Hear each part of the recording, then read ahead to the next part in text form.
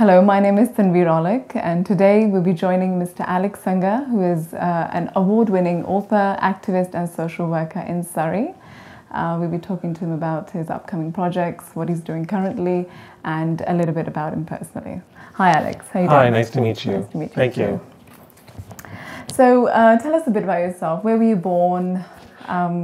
Where was your family from originally? My family is originally from Punjab, India, and I was born in England and I was raised in Canada. So really I feel like I'm a product of the British Empire. Yes. So I went back and forth to England many times and I did my first master's in England. And but I grew, basically I'm a Surrey boy, I'm a Surrey BC boy. Yeah. I grew up in Newton, which is where most of the Punjabi, Sikh, South Asian people grow up. Yeah, well, the hub. Yeah. Yeah. Do you have any siblings? I have 3 brothers. I have 2 full brothers and 1 half brother. My parents are divorced. Yeah. Right. Okay. Who would you say was the most influential person growing up? My mother. Your mother. My mother was a single parent. She raised 3 boys. She worked very hard as a nurse's aide. She was very much devoted to her faith. She could read the Guru Granth Sahib. She's read it many times from beginning to end. She used to read Path in the Sikh temple and the Gurdwara. She's an amazing woman, and she's at such a level of philosophical development that she just loves and accepts everyone. She thinks that we are all part of God's creation, and that we all have the Spirit within us, and we have no right to judge anyone. Yeah, I can imagine. Can you read and write Punjabi? I can speak and understand it, but I can't. I can speak a little bit, but I can understand it, but I can't read or write it. Yeah. So tell us a little bit about your school. Did you have a tough time hearing stories about homosexuality and how that may have affected you in any kind of way? So when I was very young in kindergarten, in grade 1, I knew I was different. I felt special. I didn't realize what was wrong with me. I would play with the girls. I would dress up in saris. I would play with the doll houses, play with dolls. And I used to think that my brothers were dirty for playing with the trucks and playing in the mud and running around playing all these sports. I used to think that was dirty and gross. Wow. And I used to be like school. I'd be the teacher. Yeah. And it was, so I knew I was different right from a very young age. I didn't know what happened until I went into high school and I was going through puberty. Then I started to find some of the guys attractive, and I really felt ashamed. Wow. I really felt embarrassed. I actually secretly went to see a child psychiatrist to become straight. It took me, and for the first year almost, I did not even say anything in the sessions. I just sat there silent. I was so embarrassed. How old were you roughly when you became aware of your preference of men? Maybe, about 12, 13. Wow. 12, 13. But I knew I was different before then. I just don't know what it was. Yeah. And like my personality and my behavior and my interests, my everything was different. Did you have more of boyfriends or girlfriends in school? Girlfriends. More girlfriends. Yeah. As I got older, I was forcing myself to act more masculine, more straight acting, try to be more like a guy, have more guy friends. But you can only fake it so much. Yes. Either you are the way you are or you're not. Yeah. Did you confide in anybody about this, and what was that like? Just a psychiatrist. Just a psychiatrist, yeah. Not even at home with your parents? No, it was very embarrassing for me. I really was not happy. I was really suicidal, and even when I actually left Canada when I was 18, 19 to live with my grandfather in England. Right. And I wanted to live a secret gay life, but I had a nervous breakdown instead. To keep up. Yeah. To live a double life is very difficult, and not to be yourself is very difficult. And I was, so sick I didn't eat, I didn't sleep, I had a nervous breakdown. My mom came to see me, and she asked me, "Are you gay?" I was like, no. I said, I lied to her. I said I was bisexual. Right. Because I thought that would be a little bit better. It would be a little bit better for her. Yeah. Because I didn't want her to think I can't have children or I can't get married or anything and disappoint her. And she embraced me right away. That's amazing. She embraced me. But my father to this day says, I love you as a son, but I don't approve of your so-called lifestyle. Right. And he thinks it's a choice, and he thinks it's a sin. He thinks it's wrong. Yeah. He's even told me he feels ashamed when people tell me, "Oh, I saw your son on TV and he's homosexual and stuff." I turned around and I turned around and I put the issue on his plate. I said, "I didn't choose this world. Yeah. You created me. You take responsibility for what you created." That's right. That's right. Yeah. Right? Wow. No, absolutely. Mm-hmm. Wow, that's amazing. And it's very nice that your mom sort of embraced you. Yeah. Because that's very rare, Yeah. considering coming from the kind of cultural society Yeah. we kind of belong to. But you know what my mom said? My mom is really devoted to her faith. She said, in Sikhism, when two people come together and when two people love each other, it is not two physical bodies. That's right. It is two spirits and two souls that are coming together. That's what Guru Nanak said. He said it was two souls, two spirits coming together, and it is genderless. Yes. So it doesn't really matter. And, it doesn't matter what gender you are. As long as you're a good person and you're not hurting people, then that's all that matters. It matters if you are, what type of person you are in this world. That's amazing. That's what you're ultimately judged on. You're ultimately judged on your actions and behaviors, right? That's right. And no one has the right to judge anyone except the Creator, as far as I'm concerned. That's right. And that's a true example of somebody who's well-read the scriptures, yes, and then to finally accept it. I think that's a great example. I think. And my mom also has told me that there's not one line in the Sikh faith that mentions anything about homosexuality. That's right. So people can interpret whatever they want. Yeah. But Sikhism is all about brotherhood and equality and helping the marginalized, helping the oppressed, helping the defenseless, helping the weak, helping the oppressed. Mm-hmm. It is our duty and responsibility as Sikhs to support people like that. That's right. And that should include gays and lesbians because they all have historically been killed and hanged and stoned and discriminated against. That's right. So we need to support these people. And also, in Canada, when Sikhs came here and they came here on the boats and the ships, many of them were turned away, many of them were discriminated against.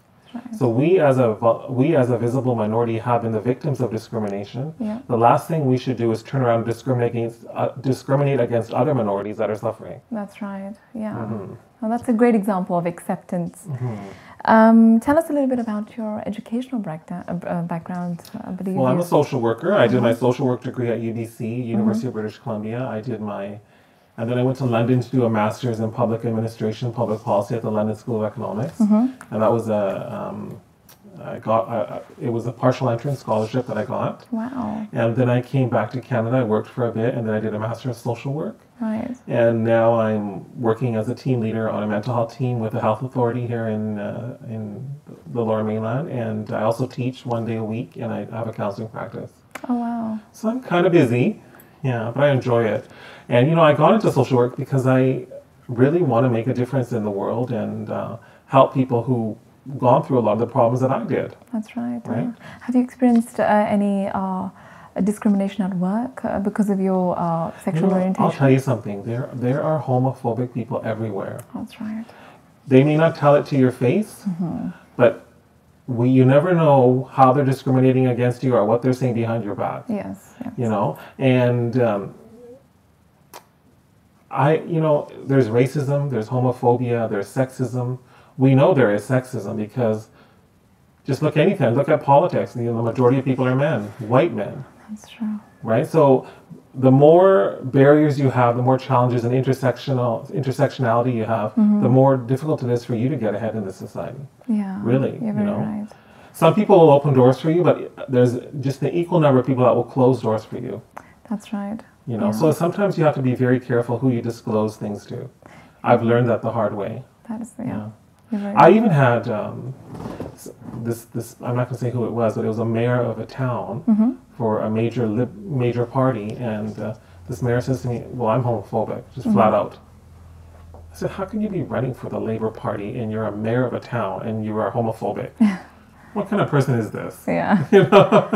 Hypocrisy. So it's a lot of people will not say it to your face, but they are. I've experienced that. That's right. And even within my community, in the Sikh community, even though there's a lot of education and a lot of awareness and the community is changing, a lot of people don't want their children to be gay. Yes. They don't want their children to be lesbian or bisexual. They want them to get married and have children and carry on the family name. That's right. That's as far as it goes with them.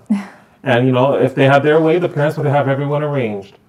Yes, if it was that way. If it was that easy. So, that's... it puts a lot of pressure on young South Asian, Punjabi, Sikh gay men and lesbians to get married and have children. It's unfortunate because it's depriving them of a loving, intimate relationship. That's right. Yeah. On both sides. And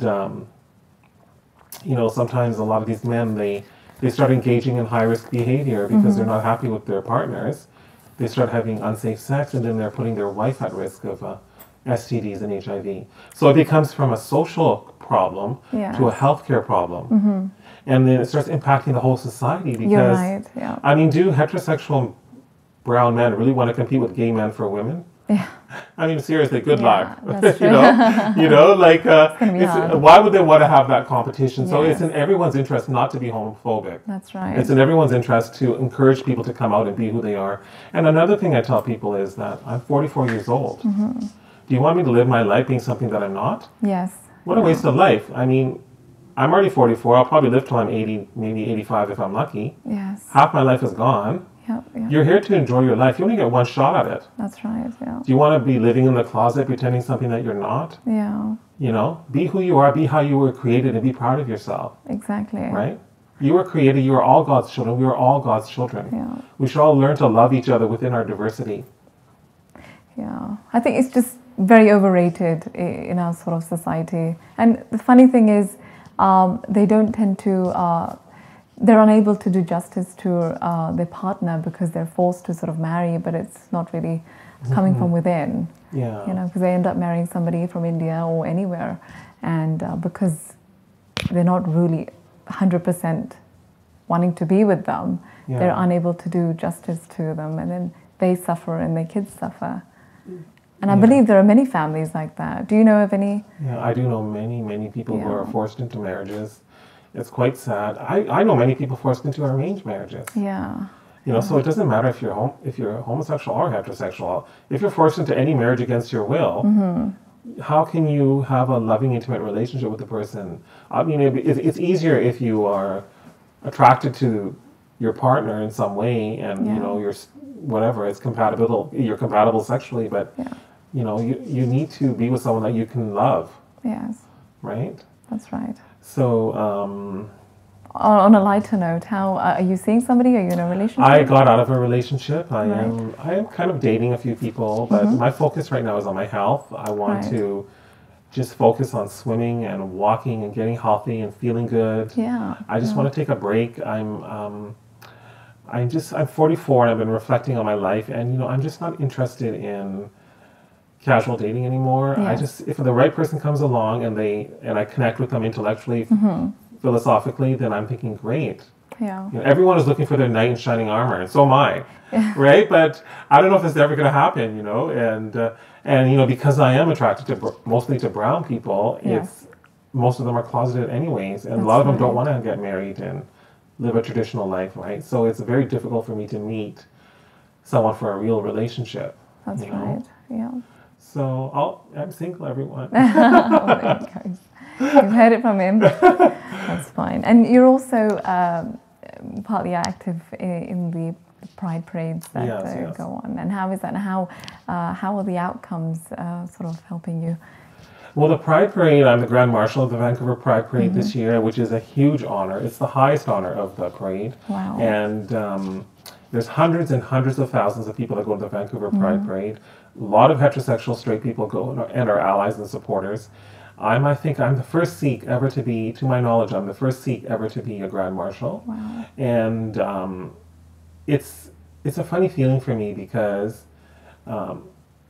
I feel they put me in the role model category. I said, am I really a role model? What have I done? And they said, you really are a role model because you're helping other people come out of the closet. You're helping other people feel good about who they are. And you're helping and providing safe spaces for people who were otherwise suicidal, depressed, lonely, alienated, isolated. Yeah. They had nowhere to turn to, and you're providing safe spaces for them. And I thought about that. I said, yeah, maybe you're right, because I remember when I was coming out of the closet, I had no one. There was no internet back then. 20 years ago, there was no cell phones back then. Yeah. I was a young gay kid, teenager in Newton, Surrey, going to a high school where there was a lot of racial tension. Yeah. And who was I supposed to turn to for support? Yeah. You know, now times are changing and people are starting to reach out and they're fighting for their rights. And Yeah. they're fighting for their rights not only here, but in India, which is wonderful to see. Yes. I'm seeing a lot of pride parades in India. There's transgender mayors and people Yeah. getting elected.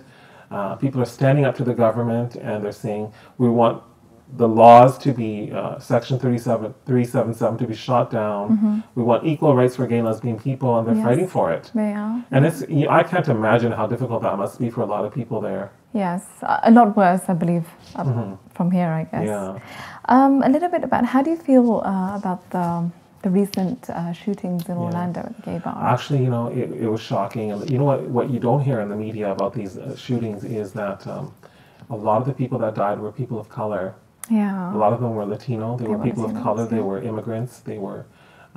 It's really sad, and it's chokes me up a little bit because that can happen here. That's right. Anywhere. It can happen here, but you know, some person can go and you know, I remember when I founded Share Vancouver.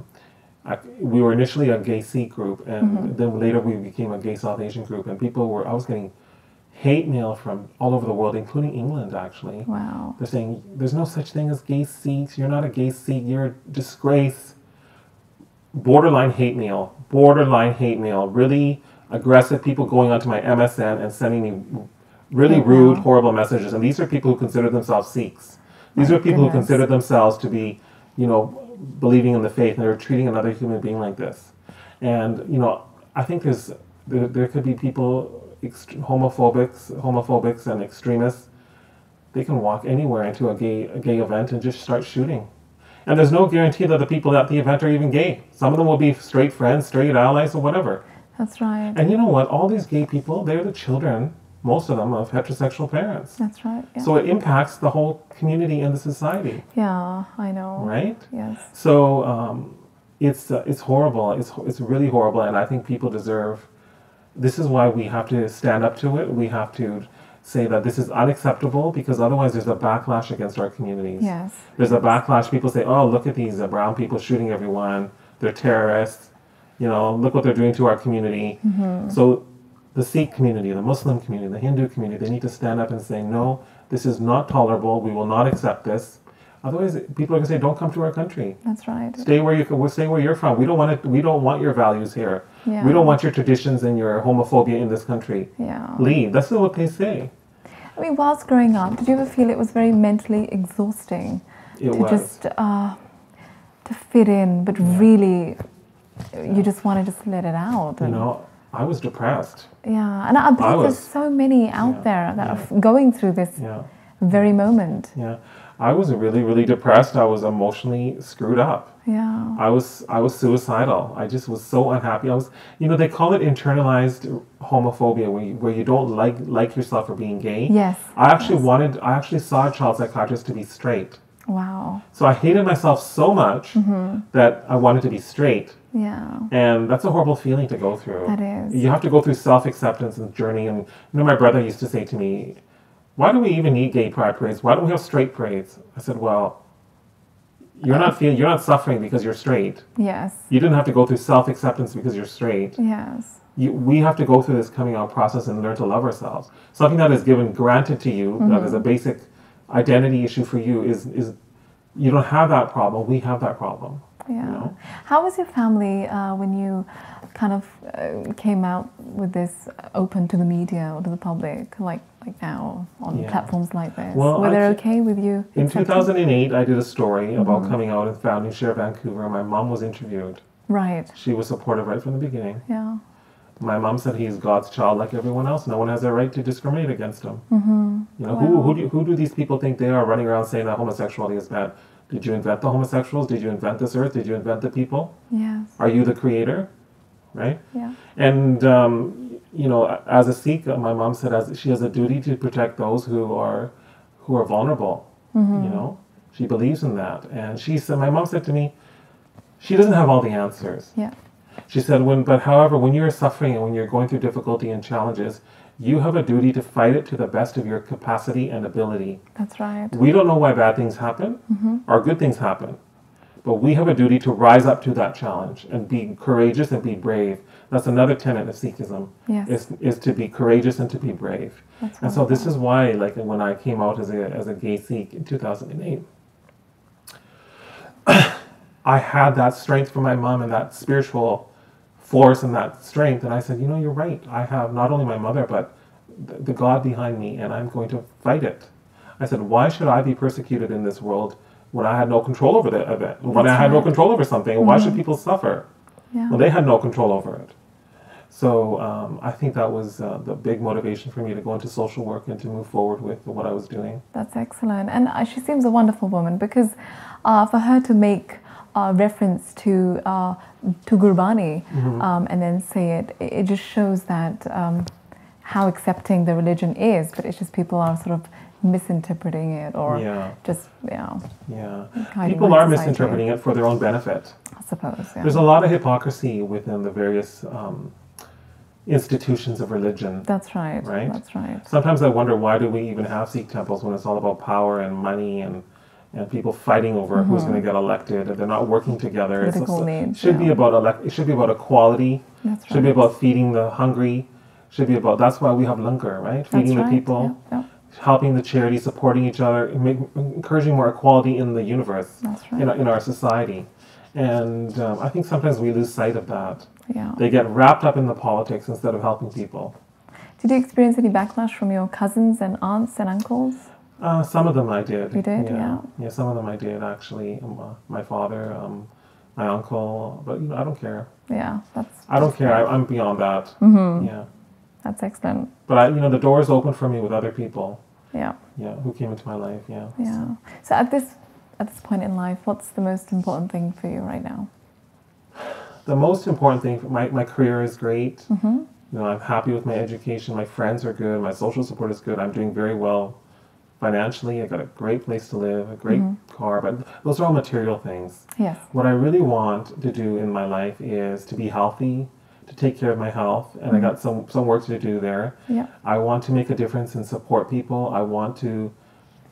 When I die, I want people to say that, Alex Sangha really tried hard to support some people that needed help.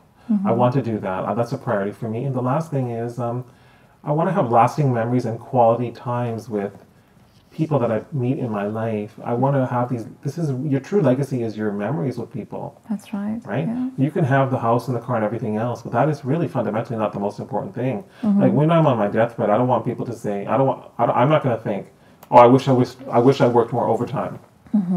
I want to say I spent quality time with my family, my friends, and I had these memories, and That's right. I tried to make a difference and help people in this world. Yeah, yeah. That's what I feel is important to me. Tell us a little bit about Share Community and the Dosti project. Yeah. Well, the Share Community, Share Vancouver is Share means lion. I wanted in Persian and Punjabi and South Asian languages, and I wanted to have, the reason it was Share, it was because it was initially a gay Sikh group. And as you all know, Singh means lion. That's right. And Kaur means lioness or princess. That's right. Right? So lion was a strong, powerful, courageous word, because I feel when you're coming out of the closet, you need courage. You need courage. You need pride. You need strength. That's nice. So we had the Share logo. The metaphor. The Share, right? That's great, yeah. And that's where it came from. And, Share Vancouver has over 600 members now. Right. That's 80% about South Asian. Most of them are Punjabi Sikh. Okay. And then we've opened it up to friends. So we have some, families and friends and stuff like that. And we started off with 5 people. Yeah. So that's a huge growth from 2008 to 2016. Wow. It's a huge growth. And that just shows you the demand for a service like that in our community. We do counseling now, we do information, we do referral, we do advocacy. Where are you based? In Surrey. In Surrey, yeah. We are affiliated with PICS, the Progressive Intercultural Community Services Society. Yep. It's an immigrant settlement agency. Yep. And so they have sponsored us and they've taken us on board. And Charan Gill, the CEO there, has been amazing. Wow. He's a human rights advocate, and he's the CEO. He's a social worker. And so, Share Vancouver is really there to provide safe spaces for people so they don't feel like they're alone. They're alone, yeah. And the Dosti project was in response to a number of gay bashings that happened in Vancouver, where some South Asian people beat up some gay people. Right. And there was a backlash against us. Okay. So we turned around and just developed the Dosti Project, which means friendship. We went into high schools and talked to basically largely brown students, brown kids in Surrey, Right. in Delta, in Langley, in Vancouver. And we talked to them about coming out, being gay and brown, Wow. what it was like for us, What it to was. change attitudes about, you know, why it's important to be supportive of gay people, especially who are minorities. That's right, yeah. It was a huge success. We received funding from the BC government, TD Canada Trust, so many different organizations. It was a huge success. And people started to realize that, no, just because you're brown doesn't mean you're homophobic, Yeah. right? This is how we fight the stereotypes and we fight the backlash. We Okay. go and educate people, and we took Educate action, people. and we spoke out in the community. That's brilliant. That's Yeah. brilliant. Tell us something about your book Catalyst and Yeah. your future plans. Yeah. So Catalyst was, I used to be a social affairs columnist with the Surrey Leader in different media organizations. I write as a hobby. I currently blog for the Huffington Post, BC edition, and I even a contributor with the Times of India. So what I did is I collected 40 of my favorite columns. I turned these columns into a critical social discussion book, 1 to 3 pages each. Right. And then I asked some questions for people. It's a social discussion book for high school students and young adults, Right. just to have discussions about the issues. So I wrote about politics, economics, spiritual issues, environmental issues, Right. and environmental and spiritual, and just the main topics about Canada usually. But I also got into some philosophical stuff about spirituality. Wow. And so that's what the book is, and actually that book was my third book, and it was a finalist in the Next Generation Indie Book Awards. Right. That's like the Sundance of Book Awards, because Wow. they support new authors. Okay. And so I was a finalist. I didn't win, but I still say I'm award winning. No, that's great. Yeah. Finally, lastly, is there Yeah. anything else you'd like to say to the viewers and anybody else who's sort of experiencing the same situation? I just want to say you're not alone. You're loved. There's people out there that will support you, that will be your friend, that the most important thing I think anyone can do if they have a gay friend or a lesbian friend or a bisexual friend is make sure they are not rejected. That's right. Make sure they have support, because you might save their life. Yes. You might be the last link they have. So you might be there for them when they really need someone, and you Hitting rock could bottom, save their life. That's right. Thank you. Absolutely. Thank you so much Thank you. for sharing this with us. Thank you. Nice It was meeting you. nice meeting you.